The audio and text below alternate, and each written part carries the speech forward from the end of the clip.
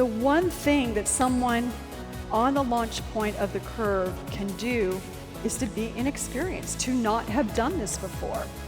The reason it's difficult to value that inexperience is that we find ourselves saying, can you just go do your work? Don't tell me what you see that we could be doing differently. Or there can be those days where you really don't want to know. Why? Because you feel threatened. Because they're saying, well, why didn't you do this differently? And they think I'm doing a bad job. And yet, if you want to support people at the launch point of the curve, you will value the fact that they have a fresh perspective. That's how innovation is going to happen in your organization.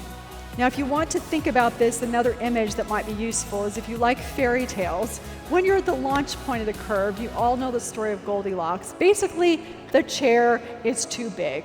That's the experience that people are having at the launch point. And so what support are you going to give them so they can gain momentum off the launch point?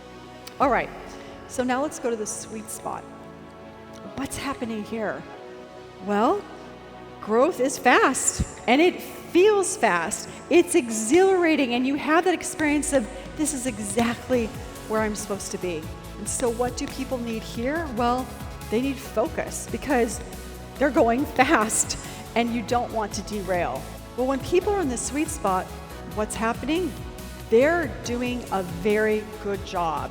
They're increasingly competent, they're increasingly confident, and so you as a manager might be tempted to say, can you take this on, and that on, and this on, and that on, and before you know it, they can't focus because you've given them too much.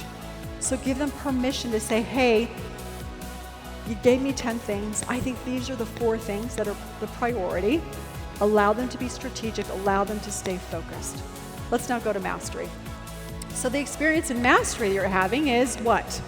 You're feeling confident, you've got this, you've figured it out, but you're no longer learning, and so you're getting a little bit bored. So what do you need in mastery in order to stay in this role? You need a challenge.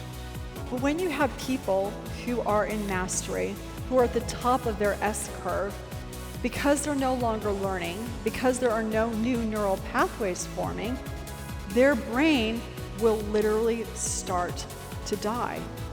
And so what they need is a challenge. They need to learn, because learning is the oxygen of human growth. I want you to remember that.